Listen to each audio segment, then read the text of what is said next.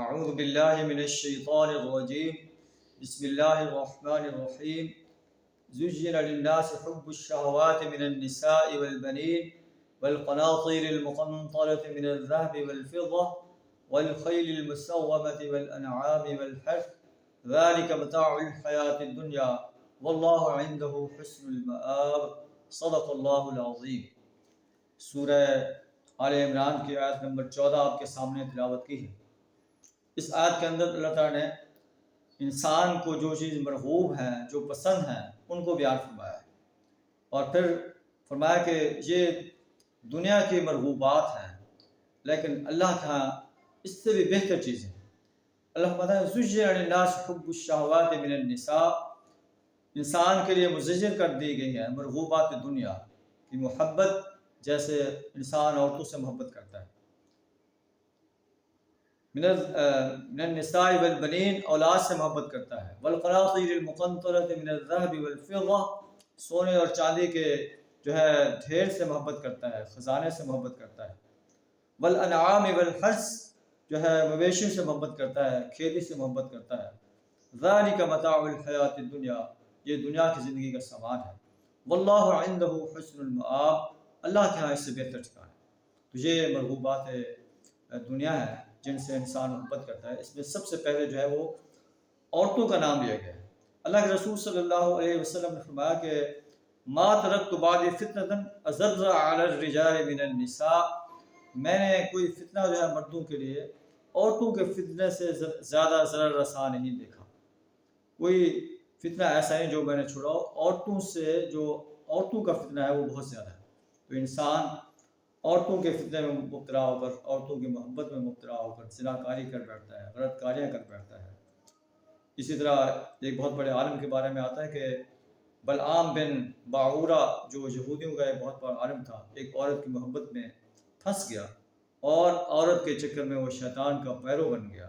آخرکار ان سے انتہائی خسارے کا سامنا کرنا پڑا۔ تو انسان کو عورتوں کی محبت سے اپنے آپ کو بچانا چاہیے۔ ایسی محبت جو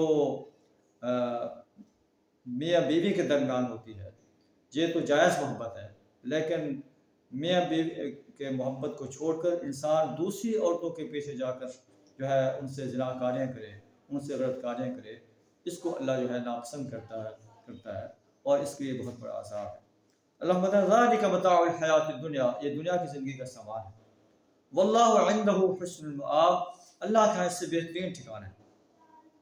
قل اونبئکم بخیر من ذالکم، آپ صلی اللہ علیہ وسلم کو فرمایا جا رہا ہے کہ آپ کہہ دیجئے آؤ میں تمہیں بتاؤں اس سے بہتر چیز کیا ہے۔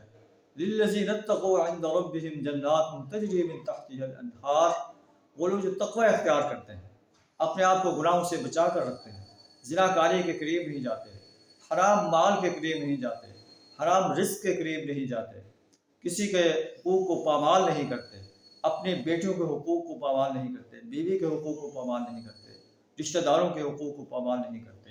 اللہ نے جو دین دیا ہے اس کو غالب کرنے کے لیے کوشاں رہتے ہیں، حق اور باطل کے درمیان مارکے میں حق کے ساتھ کھڑے ہوتے ہیں، باطل کے ساتھ نہیں کھڑے ہوتے۔ عند ربهم جنات تجری من تحتها الانہار، ان کے لیے ان کے رب کے ہاں ایسے باغات ہوں گے جن کے دامن میں نہریں بہتی ہوں گی، خالدین فیہا، جس میں وہ ہمیشہ رہیں گے، وازواج مطہرہ، پاکیزہ بیویاں ہوں گی، ورضوان من اللہ، اور سب سے بڑی چیز اللہ ان سے راضی ہے۔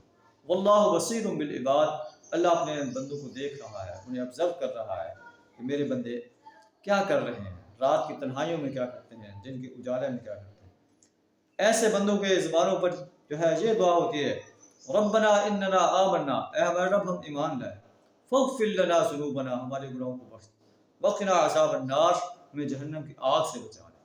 ان کے یہ اوصاف ہیں، الصابرین، صبر کرنے والے ہیں، صبر و استقامت کے ساتھ اللہ کے دین کو غالب کرنے کے لیے ڈٹ جانے والے ہیں، فقر و فاقہ کے اندر صبر کرتے ہیں، تکالیف کے اندر صبر کرتے ہیں۔